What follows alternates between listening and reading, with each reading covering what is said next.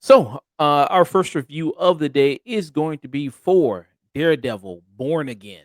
The devil is back, there, as they've been saying. 7 years people have been waiting for Daredevil to continue. 7 years ago, the series, they made that announcement that it was canceled. Marvel was like, hey, we're canceling the show. Everybody, what the fuck? What are you doing? After the stellar third season there, they canceled all the Marvel Netflix shows there. It's like, we're getting away with that. We're doing away with that. We're doing away with the entire Marvel TV production team there who do all those shows there. And we're going to get rid of that. And they canceled all the Marvel Netflix shows. But now, after years of campaigning from fans and even from the actors themselves, you have Vincent D'Onofrio, who was out there. He was champion. He was like, let's bring back Daredevil. Let's bring him back. Let's bring the show back.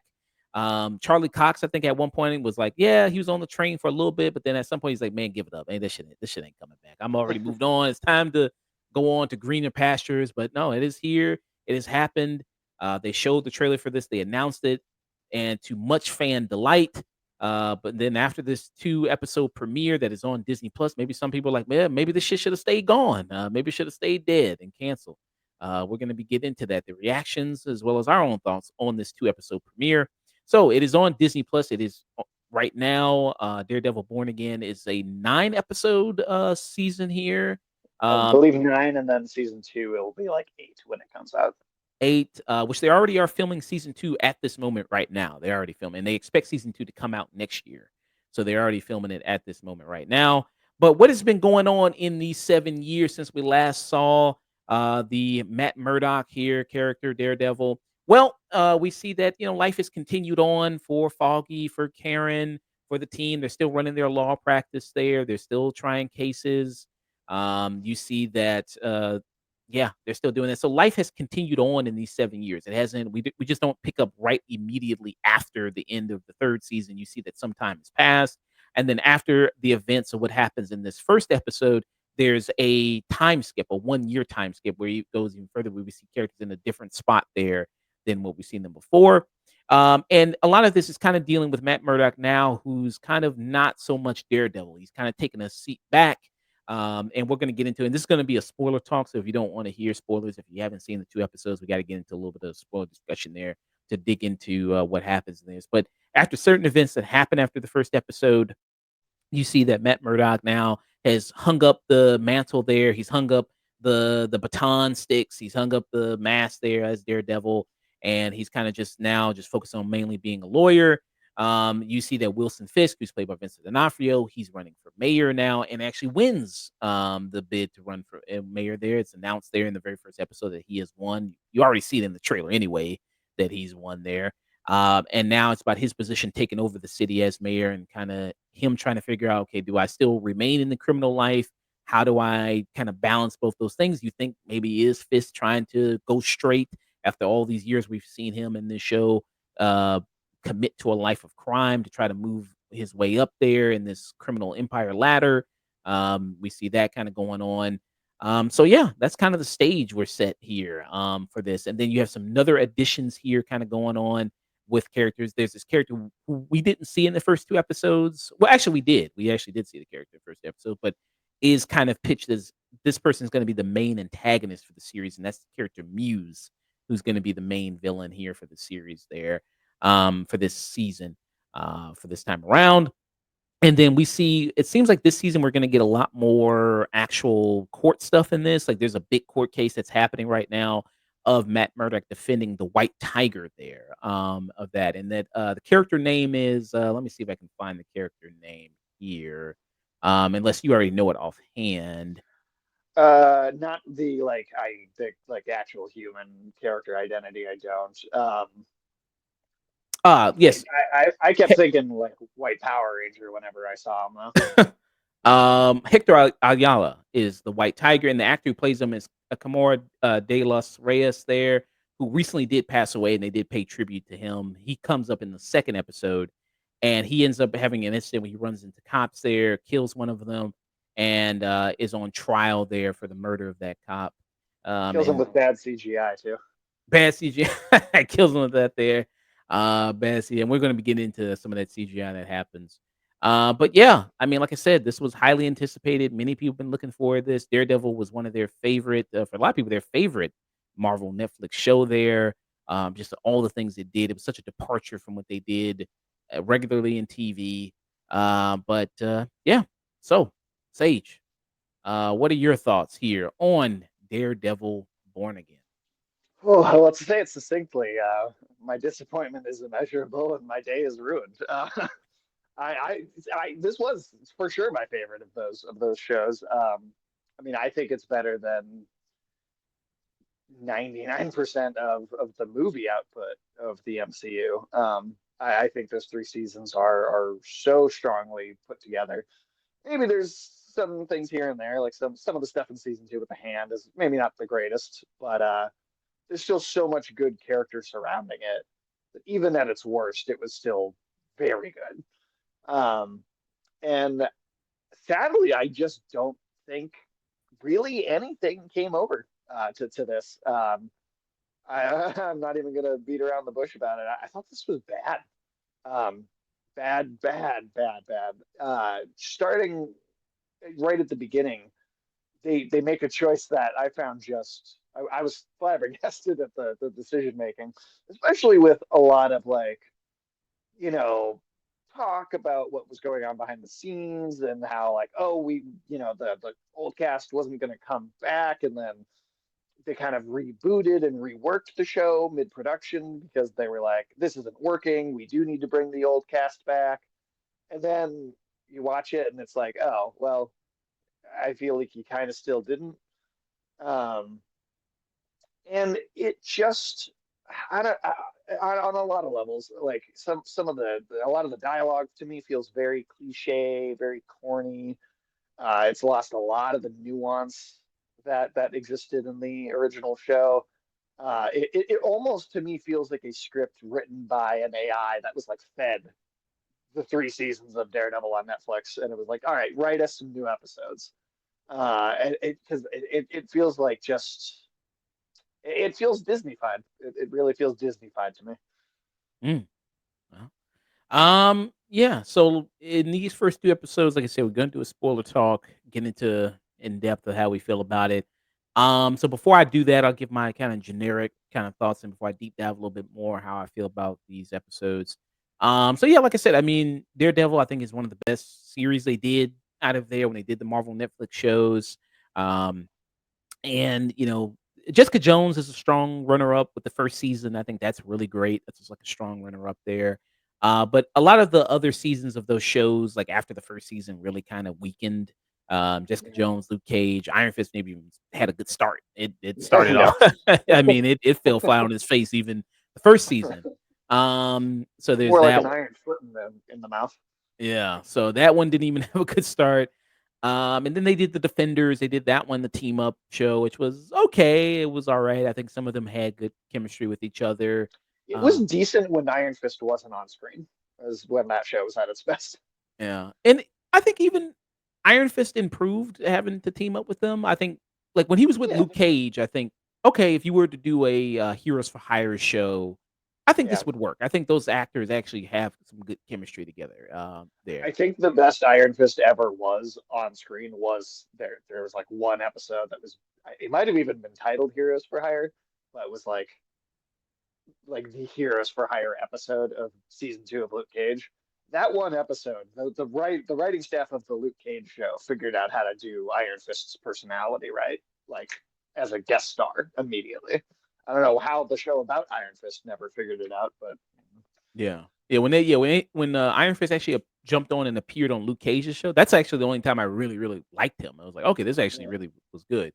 And there's even rumors that possibly maybe that those other characters are gonna show up, like Punisher, for example, he's gonna show up. That's already been said that he is gonna show up in this season, John Bernthal.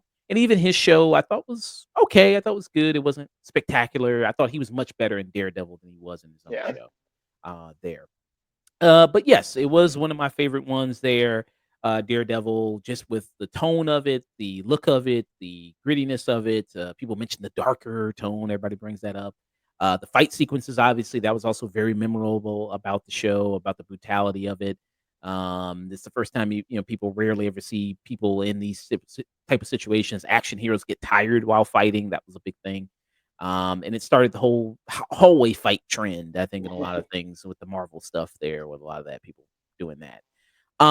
And Charlie Cox, Vincent D'Onofrio, as the Wilson Fix and Daredevil, a lot of people do pitch perfect in their portrayals Yeah, here of it. So now with this Born Again series, like I said, life has continued on for these characters in those 7 years. So where this episode starts off in the first episode, like I feel like you should have spent an episode of kind of acclimating us to this world and these characters again. Because, in some situations, in some reboots or sequels, it kind of will catch you up a little bit on what the characters have a little bit been doing since that time that you've been away. And I feel like they should have done an episode of that. And right out the gate, it's just shit has hit the fan. Right at like 10, 20 minutes into it. Like when I saw this initially, because they did release a clip online of this right here. This is a fight between Bullseye and Daredevil. I'm thinking like, oh, this is like episode 4, episode 5, maybe something like this happens. No, this is the very first episode this fight happens here. And what's kind of first going scene really. it's yeah, one of the major first scenes of this show, and I'm like, okay. So I think that was kind of a mistake there. And then they do a time skip a year later, again, kind of skipping over all the emotional weight of a decision that happens in that. And then now you see Matt Murdock at a different place in time here. Like I said, he's hung up the mantle of being Daredevil. Maybe the show here, the first, is gonna focus a lot more on the court aspect of things. I know you said that was a little bit lacking in the initial Daredevil show. Yeah. One of my only criticisms really of the Netflix series is I feel like you don't get to see him do a lot of being a lawyer. Here and there, there's moments for sure. If there was one thing I maybe would like to see more of, it would have been that.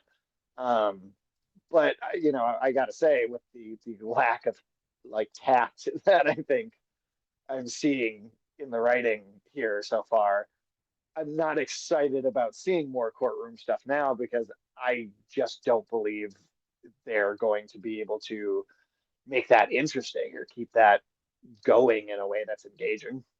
Mm. So you see that, and then the second episode is where he gets handed this big court case with the White Tiger, and as of And I this, feel like we've moved on completely from everything that happened in the first episode by yeah, episode 2. Like all the way, like, all right, forget about all that. We're doing something else now. We're done with it. yeah. And with episode 2, it kind of again kind of can we see a little bit of these characters where they are like Fisk is, with his wife Vanessa, who that was such a big element in the first few seasons here. Um, Yeah. Now him and her are basically on the outs there. Um, Do you know what the actual reason for that is? uh, so you saying like in the episode, I think it was because it seemed like, well, if you follow Echo and I guess some of that, what happened, he was bedridden there. He did get, if people remember Hawkeye and the Echo show there, he did get shot by that character. Um, Amazing medical technology in the Marvel universe there that somebody can get shot through the eye. And I know it happened in the comics as well, right? He did get shot as well in the Yeah, in the comics, it was literally because I mean, again, he's just like 350 or 400 pounds of just straight up muscle that like the bullet literally just couldn't get through like all of the muscle in his face. oh, That was the comic explanation for it. okay, so there you go. And he's got a little bit of a scar there, you see. Yeah. So while he was resting and recovering from getting shot in the face, Vanessa has taken over the criminal empire of Fist there, and it seems like she actually enjoys it as the queen pin. I guess the term. She actually kind of enjoys it there, and Well, it's even a little bit lamer than that though, because it's not just from him getting shot in the face at the end of Hawkeye, because that happens, but then he comes back still ruling his criminal empire in the Echo show, and then she boinks him on the forehead, and uses her undefined glowy powers that I still don't know exactly what those are supposed to actually be doing, to make him think about his childhood trauma, and then he runs away crying, and because he ran away crying, That's why they're on the outs in this show now. Mm. Never open up to a woman, I guess. Never do that. Yeah. And then it also said that Vanessa has stepped out on Wilson Fisk, that she has cheated there. For a Um, second, I thought it might have been Matt.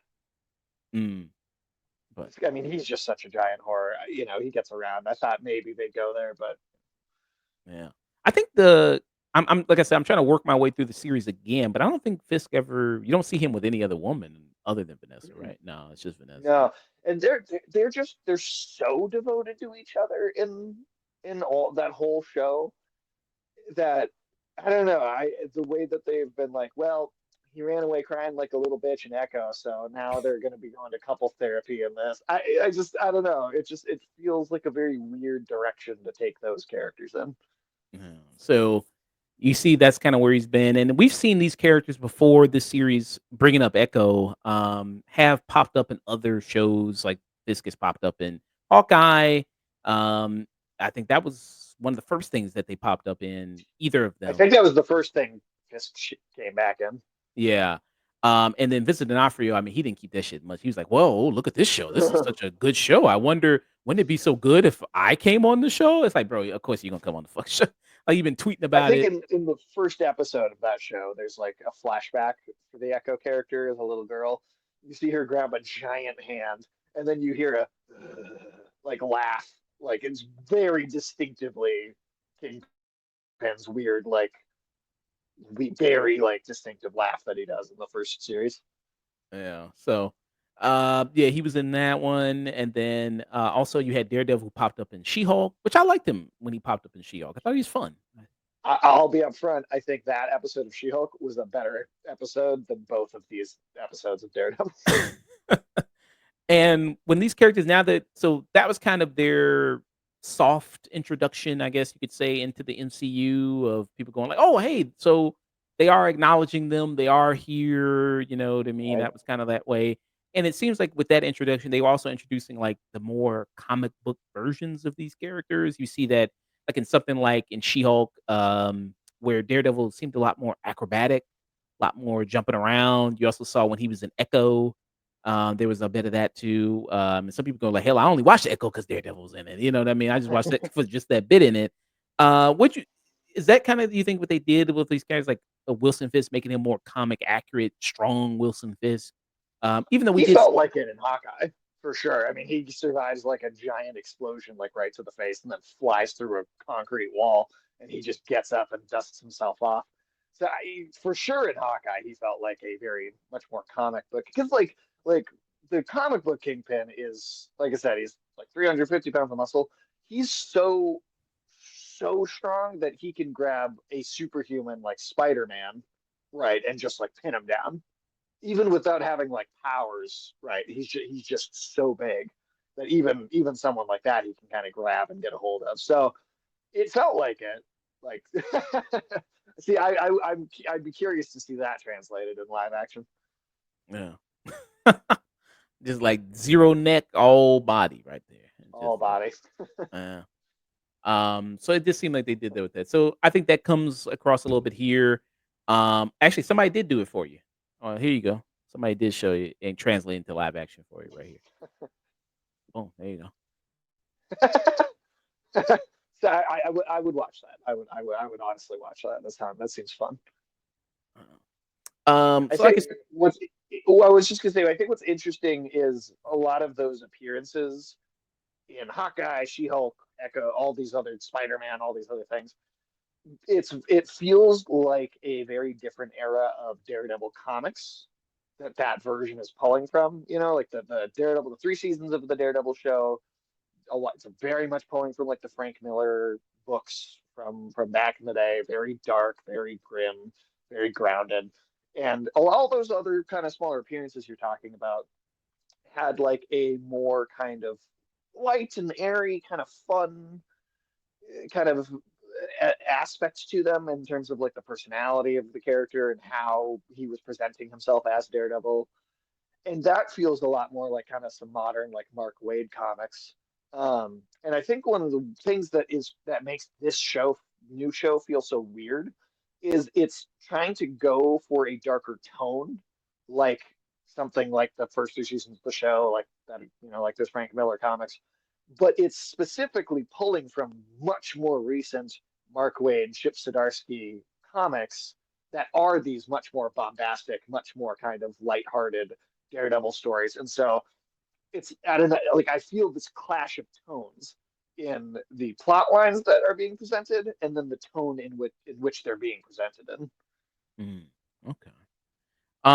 So like I said, as somebody who was really looking forward to Born Again, um, I am slightly disappointed in these first 2 episodes, I would say, being a big fan of the previous 3 seasons there of this show, and like I said, maybe my expectations were just a tad bit too high maybe for it, of seeing these people return. I listen, still got 7 more episodes to go. I'm still obviously, I gotta watch it because 'cause we're gonna do a whole season review of it, but it is a little like I do feel you I what you're saying as far as clash of tones go. Also, the look of the show, lot more natural lighting that they're using, like, it's very bright here in the cities of the New York in daytime, that kinda has that feel to it. Some of the CGI, is very wonky, here, and that happens a lot in the fight with Bullseye, where you see that initial fight there. It kinda look it's not as bad as it, but after watching Daredevil 2003, it was kinda like a little bit like that with kinda the people moving around there, but it's more trying to do comic book Daredevil where he's jumping around and very acrobatic and things like that, with that. So that didn't look all the best. And then it just has that look of like Disney show, like that visual style of storytelling as opposed to this is not, this is something different than the Netflix Marvel Daredevil. You know what I mean in terms of visual. And I mean, by all means, do your own thing. Don't just copy what they did. And this is a different creative team involved in this than it was with the Marvel Netflix show. But I just you think you can really Oh, you can tell. you definitely feel that, right? And obviously just don't copy and do what they did, but you definitely feel that here. And like I said, I do think that jumping us into this world because is Born Again, is it supposed to be kind of something that if you hadn't seen the first 3 seasons that you could just watch this here on and be okay? Or is it supposed to be a continuation if you are a big fan of the 3 seasons and you wanted to see it? What do you think? To me, it feels like it's not quite either, but kind of both at the same time. It's this thing of again the clashing tones. It feels like it's a bit of a mess of a production where like the there's stuff that happens in the first 10 minutes, first 15 minutes of the first episode that if you're a new viewer, there's literally no way that you could possibly care about what's happening. I didn't care about what was happening because I felt like it was so rushed and poorly executed, and it didn't give me time to care. But if you're a new viewer, you've never watched it, like you're like, oh, let me check out this new Daredevil. I've never seen Daredevil before. I don't think it gives you a reason to care about what's going on. It's completely dependent on having seen the other seasons of the show. And again, I don't think it's even effective if you have. But then it pivots and has the time jump where I mean it throws his support. I mean, I really think that for as good as Charlie Cox and Vincent D'Onofrio are, a lot of the heart of what made the Netflix show work was the supporting cast around him and how they connect to him. And it feels like they just completely threw him away here. Both of the big characters that are part of that feels like they were completely just tossed out. And then it does, and then like a lot of like new supporting characters are brought in these first two episodes, all of which fell pretty flat to me. Like they feel kind of just like generic kind of CW drama characters. Like I just don't, I'm not really getting a lot of personality off of any of them. And the like ex cop reporter character too that Daredevil goes and talks. But it feels like it is just trying to do like kind of recreate the Ben Urich scenes from the first season, but again without really much of a personality to actually make those moments matter. And so it feels like it wants to set itself apart and be this new jumping on point. But again, then you're starting the show with something that there's no way to care about if this is your jumping on point. It doesn't matter. Mm, And especially because there's yet another time jump in that first episode, and we move so far past it, we don't sit in the grief of the moment. We don't sit in the grief of the characters at all. So we jump ahead to them basically kind of, all right, we've moved on already, and we're not really gonna spend too much time about that. Like, I don't know. It feels like they shot a bunch of stuff for a completely new thing, and then went and were like, all right, let's do some reshoots and splice in footage that connects it to the other show. Like it feels like it was done after the fact. mm, yeah. I mean, I still like it, I think way more than you. You know what I mean? I mean, because your bar is pretty low with these 2 episodes. Uh, I mean, I still think there's good things to enjoy with this, 2 episodes here. Like speaking about episode 2, I like the court stuff. I like doing that and see when that's gonna go. I do still like the performances of Charlie Cox and Vincent D'Onofrio in this. I want to see John Bernthal come back as Punisher, see what that kind of leads to. It is a very, like you said, they already did this storyline in the last season of like he hung up the mantle and then he's got to put it back on again. Like they already kind of did that already. Well, Um, and Fisk like seemingly turning a new leaf and not being so bad. That was also part of the third season story. Done in a bit of a different context, but that was still the crux of what was happening. So to me, it's so much of this feels like a retread of what they've already done, just in the last season. And I like to be honest, this is the first time I've ever seen Charlie Cox in this role and thought he wasn't very good. And I don't think that's his fault. I think it's the material. But like, even in She-Hulk, which I wasn't like a huge fan of the show, but I thought, you know what, he's still really good in this. Spider-Man: No Way Home, I didn't care for that movie as much as a lot of people, but I still thought his screen time he had a lot of presence. He was very good. Um, and some of the stuff that they give him here, I'm like, I think like even his charisma and presence can't save this bad writing. I really think like when in the first episode or in that first scene when he's like holding Bullseye close to his face, going why? That just felt corny and overdone and melodramatic, and I just I mean, didn't believe it at all. I thought it was bad. I really thought it was poor, really poor. yeah. I mean, didn't he do the same thing when he in season 3 when he's punching Fisk and he was yelling and He did, but there was buildup, there was narrative, there was other dialogue other than just the one word surrounding it. So there was other things going on in the scene. Some to do a moment like that with no buildup didn't don't you don't make me care at all because you know what, all the caring that I did in the first three seasons about this character, none of that counts for what happens here.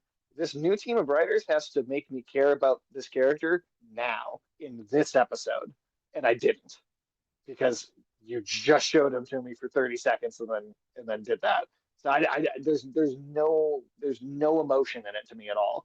And so to see Matt have this big reaction, to me it just comes across as corny because there's no genuine emotion in the scene. It feels like obviously like everything is staged because it's a piece of fiction, but it's like the difference between everything is staged and it feeling like it's staged. It doesn't feel natural or organic. It feels like I'm so aware, like I am not invested or sucked in. I am so aware of it being a production and a piece of fiction.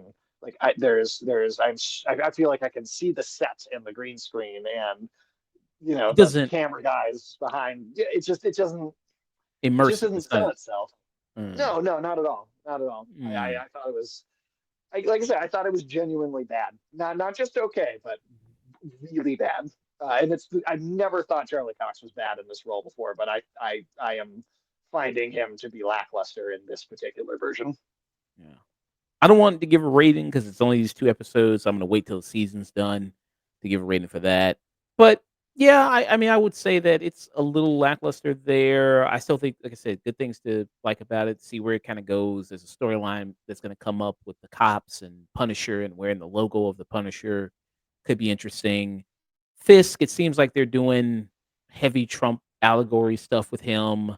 And from people I've seen do a review for it that have watched more episodes, that had watched more of the episodes, it seems like they lean heavy into that with that. And obviously, you could also draw parallels to not only Trump, but to Eric Adams, who's also the mayor of New York right now, who's also caught up in a lot of crime going on as well. So you can draw it to a lot of other parallels, a lot of other politicians. But it seems like it's a heavy Trump narrative allegory that they're doing there. But maybe Which just could work, but so far it feels very heavy-handed and simple. yeah, so that's my issue with it. Then there's this other storyline kind of going on where there's a character who's related to another character we saw in the first series. And we'll get into it in spoiler talk there with that. But so yeah, I mean, you're really low on it. Um, yeah, I mean, I can give individual ratings for the episodes. I wouldn't give it for the season because I haven't seen it, but I it's low. It's low. that's low. So what would you get? Yeah, what would you get the two episodes? I'd give the first episode a burn it and the second episode a skip it. Mm. Okay, so at least you like the second episode better. So you like the second episode. It was a little better. I still don't think it was very good, but it was a marginal improvement over the first. Yeah. So maybe the third episode would be a stream it, and then the fourth episode would be a tune in, and then the fifth episode would be I would love for that to be true peak. because I was excited about this. Like I'm down on Marvel a lot, these days, but I was excited about this show. I thought, hey, you know what? At least based on the trailers, it seems like it could be good. I mean, I will say, even the trailers, I did not get as hyped as a lot of other people. I feel like a lot of people were like, "Oh my god, this looks amazing. I'm so excited. I can't wait. It looks so good. We're back." And even though I think the trailers are good, I don't think they're bad, but I don't think they're great. And there's just in the trailers I was noticing like certain things about the cinematography and some of the dialogue just not being as strong. It's like especially if you just go back and watch just the trailers for the different seasons of the Netflix show. Those trailers are far more well produced and edited and better at not giving too much away and showing you just enough to be interesting or intriguing. So even just comparing the trailers for that show to this show, I think there's a big drop off in quality. Um, and so like I did, there was a little hesitancy even going in where I was like, you know what, my expectations were this looks good, but I don't think it looks great. And you know what? I'm okay with it just being good. It doesn't have to be as great as the other show for me to enjoy it. I'm okay with it just being good. So I was kind of even prepared for maybe a little disappointment or a little bit of a drop. I was fully accepting that that was going to be the case, but it was so much worse than that. Mm, well, okay. Um. So if I mean, I had to get ready just for these two episodes, just talking about these two episodes. Um, I'd maybe give them a stream it for me, just to stream it. That's kind of where I'm at with it. But yeah. So let's get into spoilers here. So first episode, right out the gate, Foggy dies, which has been a point of kind of controversy there for people, especially after you heard that announcement. At first, like you said, with the production, they were like, okay, Foggy and Karen are the series is already going to start off with them dead. And then it got retooled, and then that's when they did a bunch of changes, and it's like, okay, Karen and Foggy are no longer going to be dead, and they're going to be back. And then Right. the first scene of the episode is them coming out the law firm together, three of them walking down the streets of New York, heading to Josie's bar. You remember Josie's bar? That was a big staple in the Daredevil show. Another Um, thing we're going to get rid of in the first episode. oh yeah, because they fuck up Josie's bar, but yeah, that was a But big. just delete everything people cared about in all of the show. Yeah. And they get in there and they're drinking and it's they're celebrating. A cop is retiring there, and everybody's drinking, everybody's having fun. You see that with Karen and Matt, there's still a little bit of flirtatious kind of attraction there between the two of them. They're still doing the kind of the will they well, they already did the will they already get it hook up, but Right. they at the end of the third season, it was kind of like, okay, let's just be friends, let's just kind of do that. But then I mean, hey, women miss that Matt. Women love Matt. So they do miss him. They miss the devil. And so she's still trying to maybe work something out, get that together. And then that's when Bullseye comes and fucks it. How did he get out of prison? How did he start walking again and doing his thing? I mean, I'm not saying we have to show his whole rehabilitation process, but you know, what happened there? What's funny is the teaser of him in the hospital at the end of season three is basically the same post credits teaser from the 2003 movie. Both of them are Bullseye in the hospital in like full body casts, right? Like being operated on, based or at least like in the hospital. Yeah. Oh yeah, that's Kind of the correct. same teaser. Yeah. So he comes back. A lot of people hate his outfit. Some people were kind of hating on his outfit. I said he looked like DC Vigilante, like that He did character. kind of, yeah. It was a Uh, weird. I didn't get why they would give him like a suit like this, but not just give him, not just do the costume. yeah. There's some I don't understand why they wouldn't just do the actual. It's I mean, Daredevil's wearing his suit. Why is Bullseye not getting a suit? I don't get it. well, he's still in his proto suit. He's gonna get his maybe at the end of the season. He's gonna get his full villain suit. There. So Maybe, but I feel like we've done that so many times where I mean, there are it's really though they're going to wait till the end of the season for that, but they're not going to wait till the end of the season for Foggy to die. It's like that. The priorities are out of whack. So and then he comes and shoots Foggy and he dies. And yeah, that's when Matt chases him up there. And I thought that action sequence, I mean, that's where the CGI was a bit wonky. I still thought there was some good things to like about it, like the scene we played of like the lights, the flickering, and him going up and throwing the knives and him trying to deflect the knives. I thought that part was really good. I did like that of it. And yeah, I mean, after he does his thing of hearing Foggy die, his heart stops there. That's when he just tosses Bullseye off the roof. And he's like, yeah, and he kind of does it so casual. It's like, get the fuck out of here. Like, yeah, he just kind of just It casually. was legitimately more dramatic in the 2003 movie. Like I can't believe I'm saying that, but it really was. I mean, yeah, he just does away with him there. And Bullseye just lands and he doesn't die. And we see that then it cuts to a year later. Matt goes to the trial of Bullseye, which I was kind of thinking, okay, so I guess that only that cop saw who he was, right? It was only just that cop, nobody else, right? It seemed like okay, so I guess so, but I mean, he'd also been like known to have committed all those other murders and stuff. It's probably pretty easy to just hook him on it based on what else he'd already been convicted of or so publicly known for doing. yeah. So there's that. He's there to testify against him, put him away. And then that's when you see Karen and you see that their relationship is strained and that she's moved to San Francisco. I don't know, maybe she's gonna work for Ant-Man. I don't know, maybe she's gonna do something for Ant-Man or Shang-Chi. He's also in San Francisco. I don't know, maybe she's gonna do something with him. Uh, I mean, it's really just a contrived excuse for her to not be in the show. And that's all it seems to be to me. yeah. So what did you think about that? Foggy's death, the breakup of I Matt. thought it was terrible. It was. I thought it was.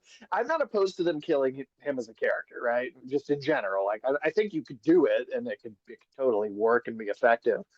But to come back 7 years later with a different creative team, to me that says that these writers for this show said, well, these other writers they already did the work of getting people to like these characters, so we don't actually have to try.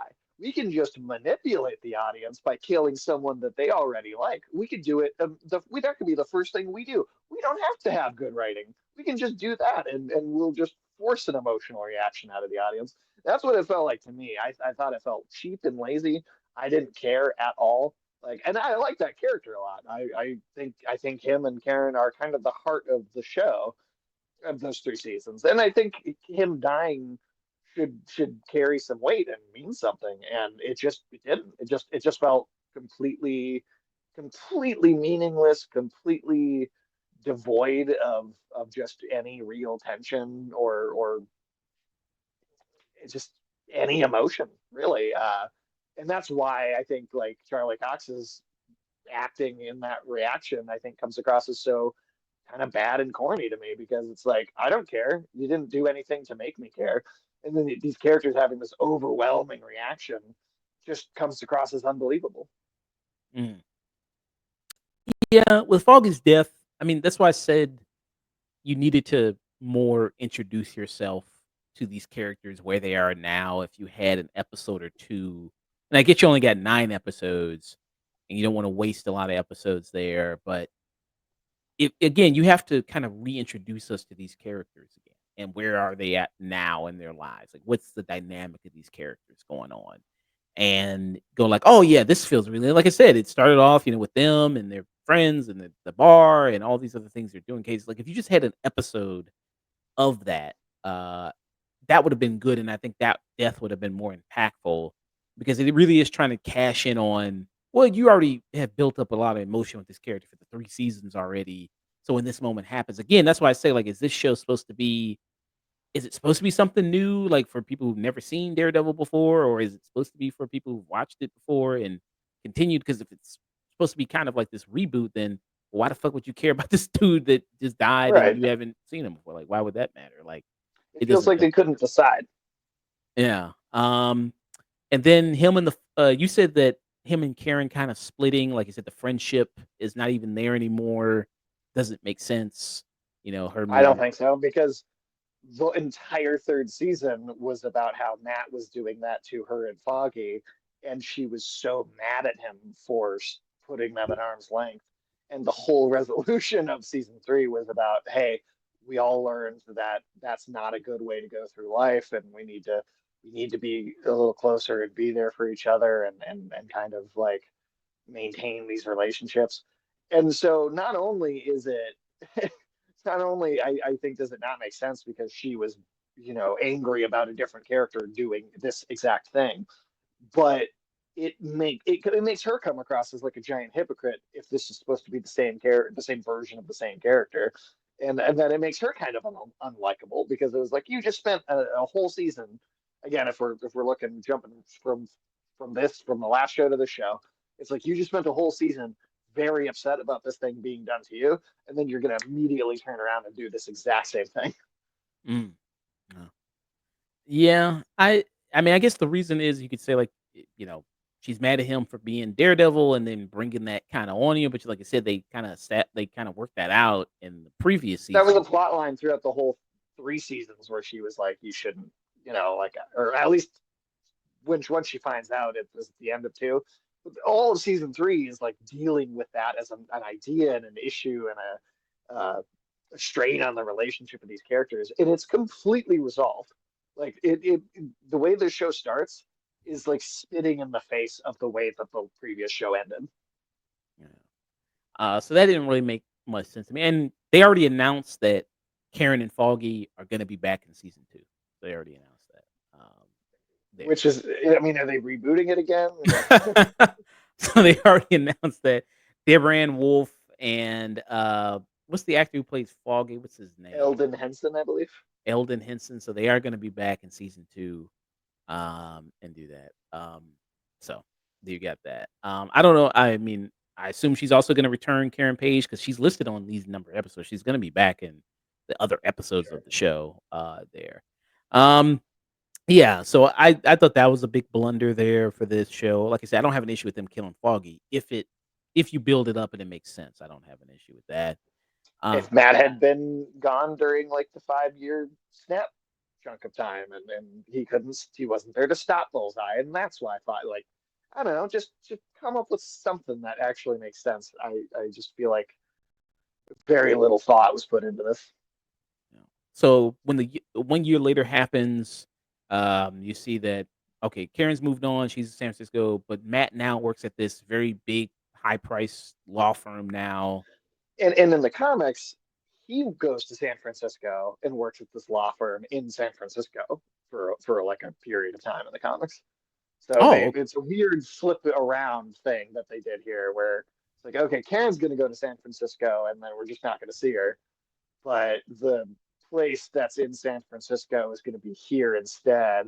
And we're not going to have Matt go anywhere. It's just going to be the law firm at home. Yeah. It's one of those things where like it's not necessarily like wrong inherently to make changes like that, but it does come across as changing things for change's sake rather Mm, than because you have an interesting idea.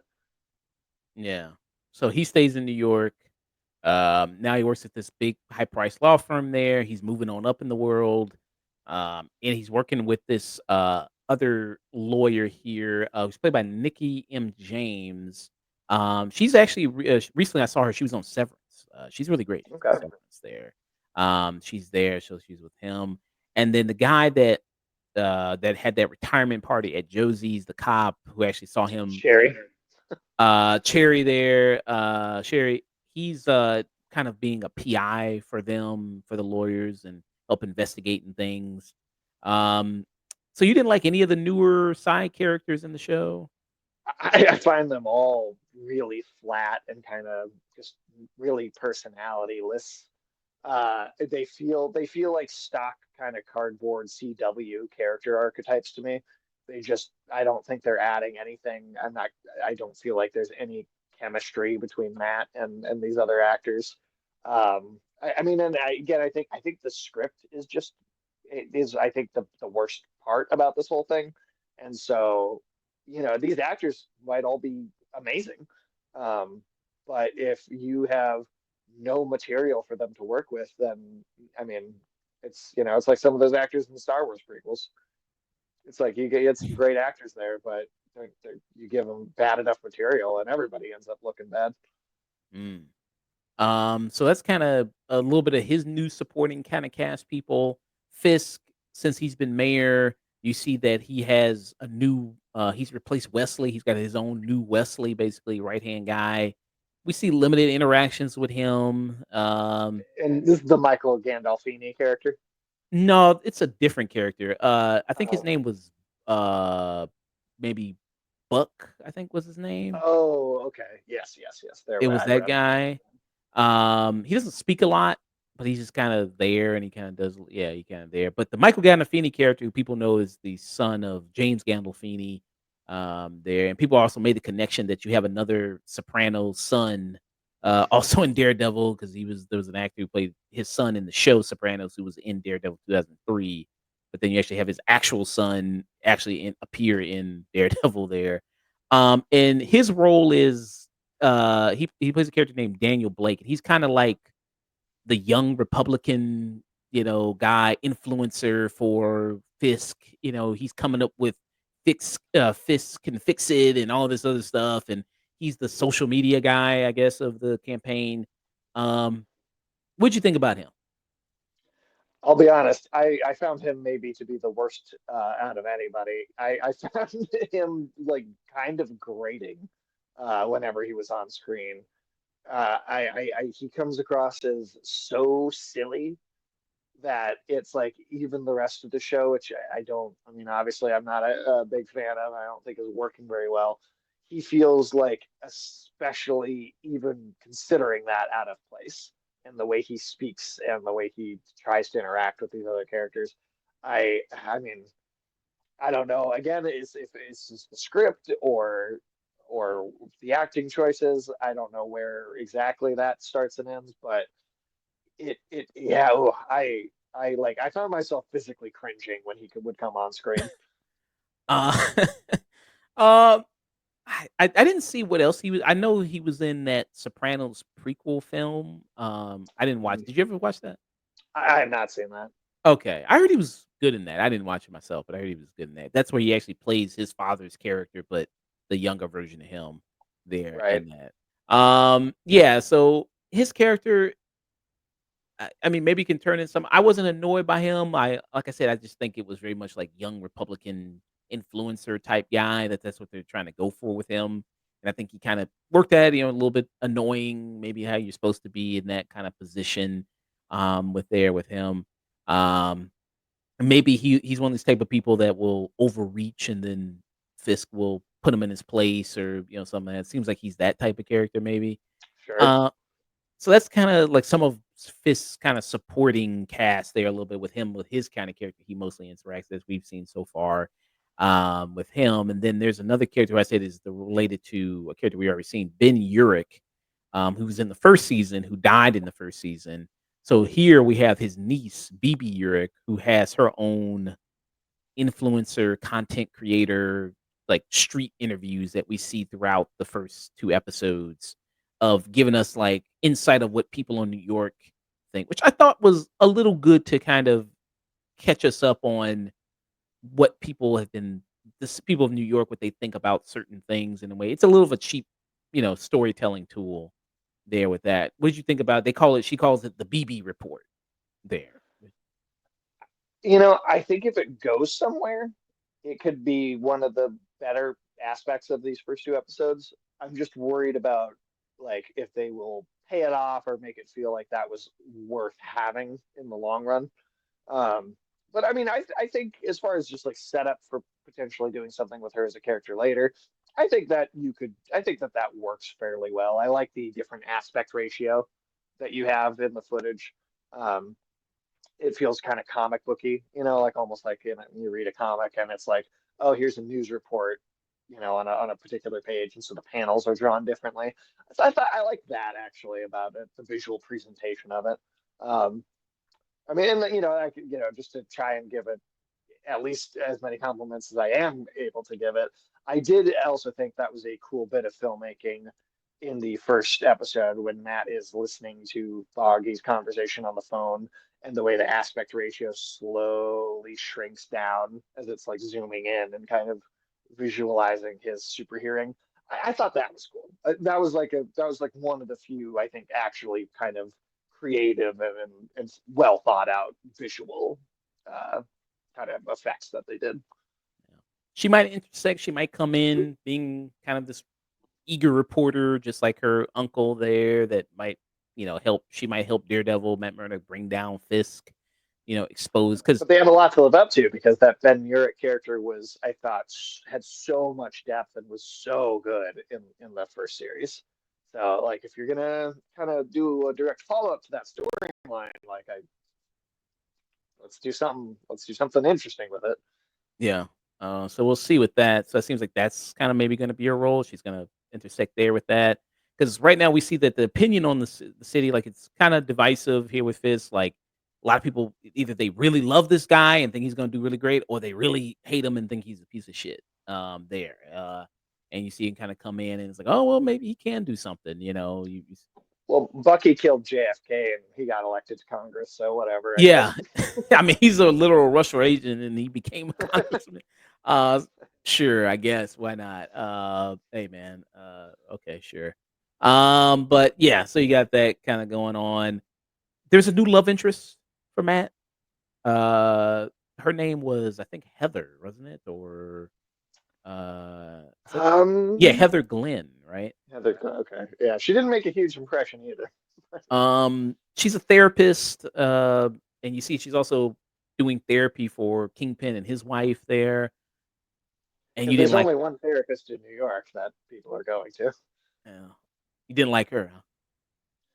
I mean, I didn't necessarily dislike her even. I just felt like, yeah, she's someone for Matt to flirt with, and I'm not seeing depth here though. I feel like it's a stock temporary girlfriend character for him to break up with as soon as Karen hopefully maybe comes back into the picture. I feel like that character is just going to get pushed aside or killed off or I don't see them really doing anything with her. I will say in some of the scenes where she is on screen, it is some of the only time when I feel like the personality of Matt is really coming out, like in a the way that you think of the character.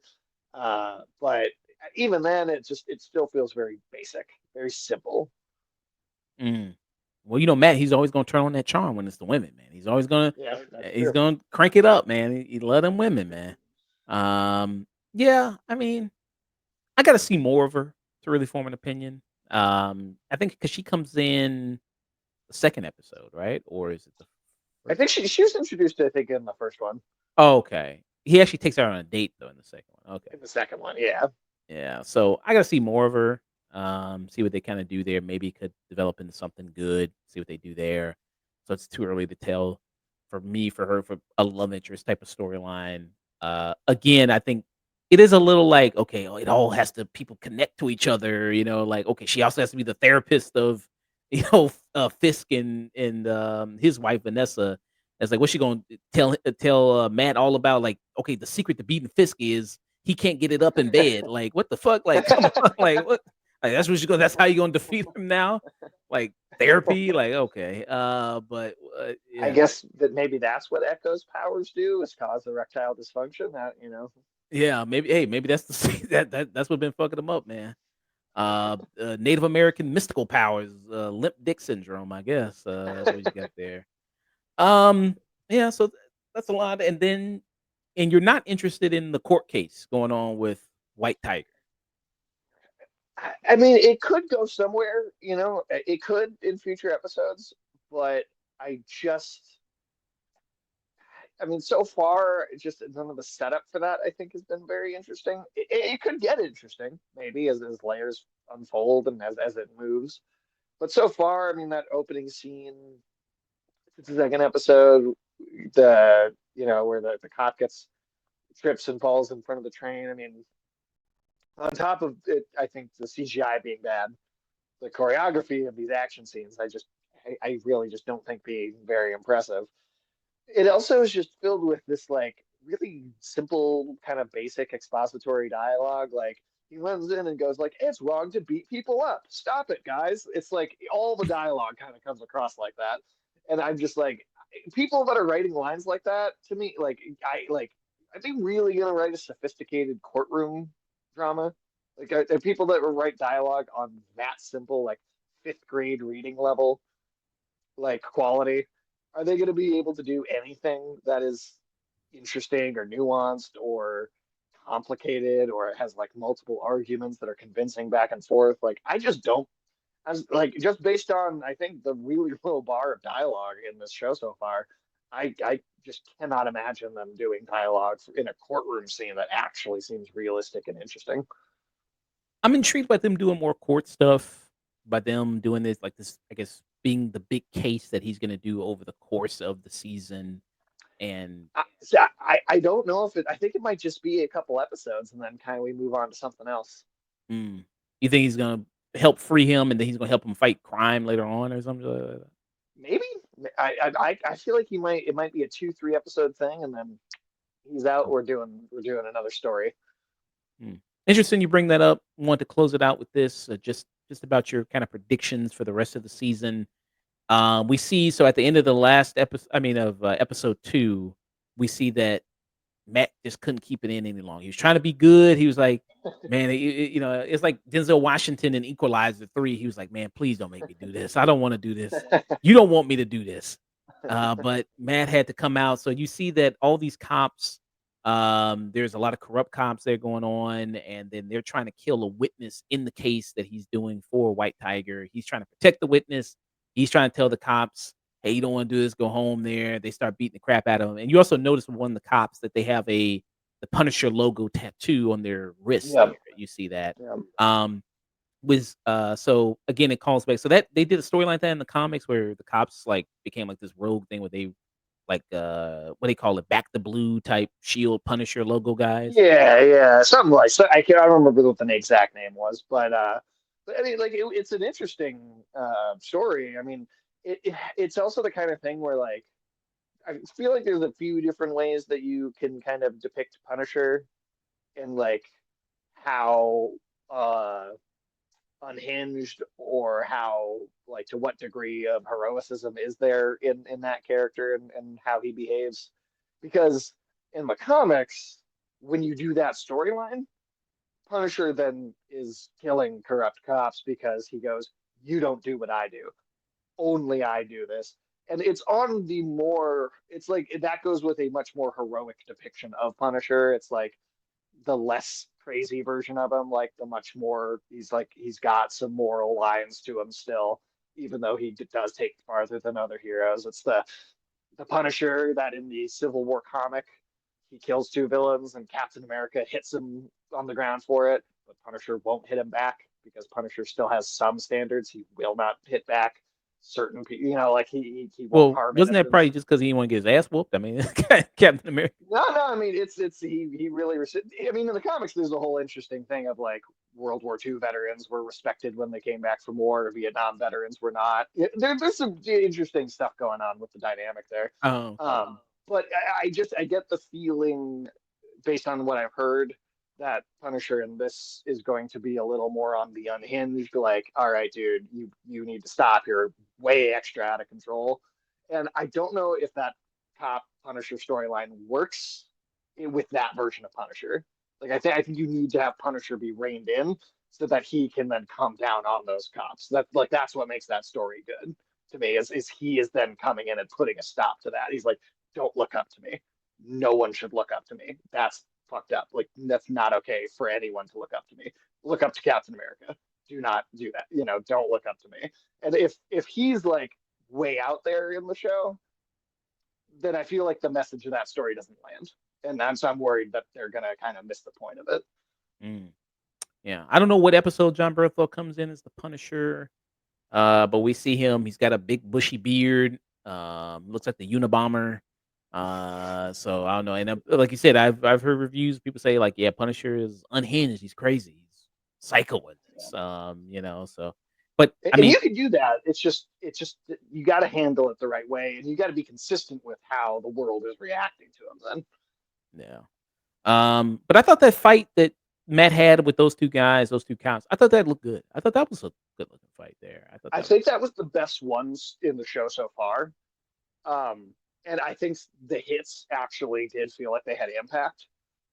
But I will still say I felt like they were cutting a lot. So I agree. I actually do think that one was not bad. I thought that would look mostly good, but man, they were cutting a lot. Like, it was like kind of jarring just how many cuts there were in such a short amount of time. yeah. And it's the fight. People can see it in the trailer. They show little clips of it. It's the scene where he pops the dude's bone out of his arm, and then one dude, it seemed like he just straight up killed that dude. He slammed that dude Yeah, it looked like it. like, bro, you It killed really that. did. Like you smashed his head against the refrigerator and then That threw was him down. like in the Batman Arkham games when you do that last attack and it slows down. And it just seems like the guy's head just gets crushed against any whatever ground or whatever. It Yeah, looked like that level of impact almost. yeah. So yeah, so I thought that looked pretty decent. I thought that looked good there.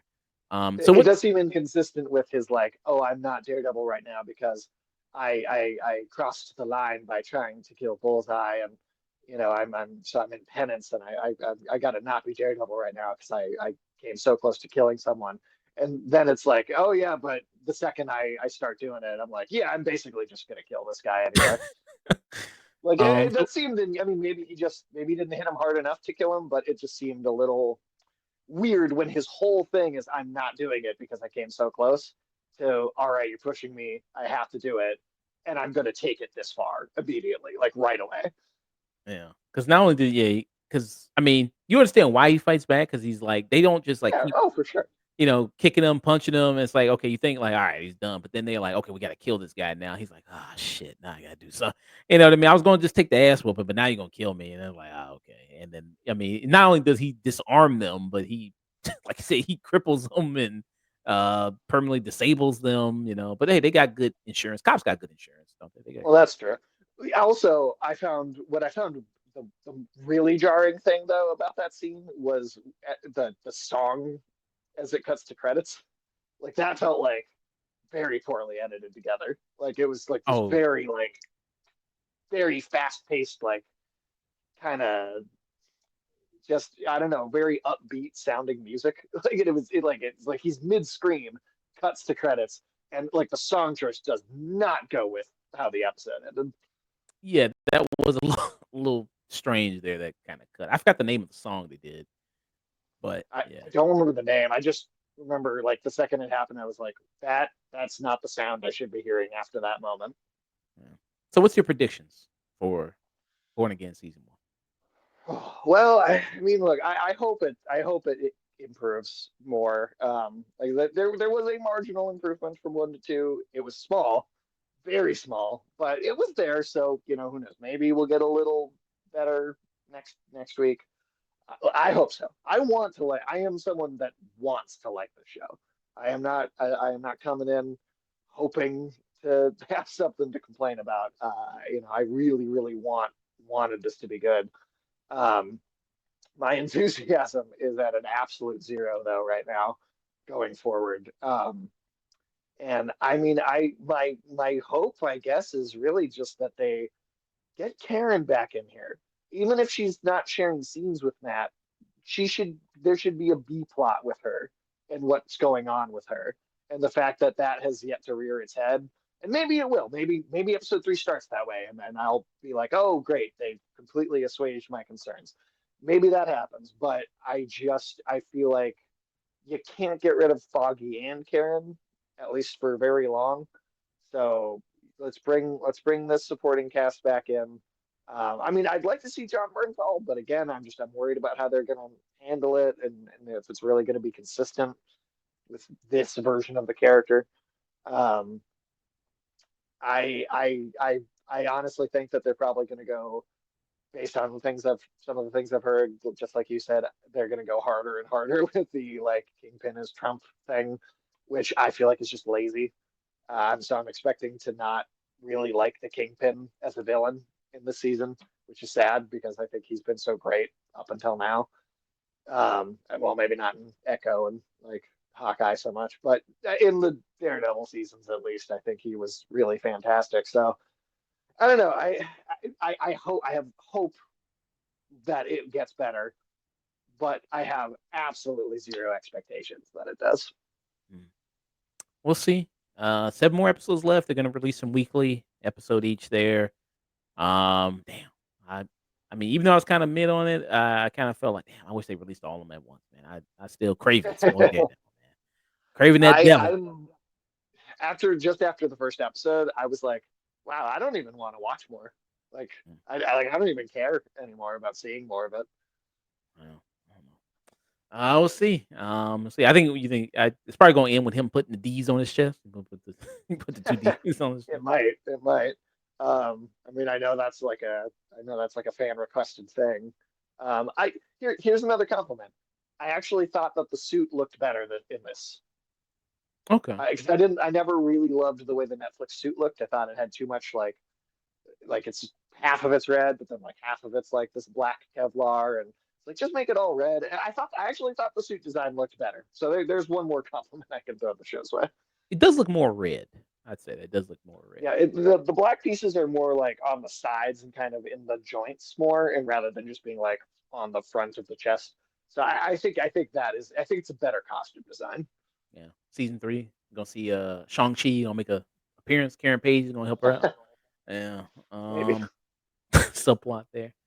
So yeah, those were our thoughts on Daredevil Born Again. There, we'll be back when the season wraps up there and give a review, full thing when it finishes. Uh,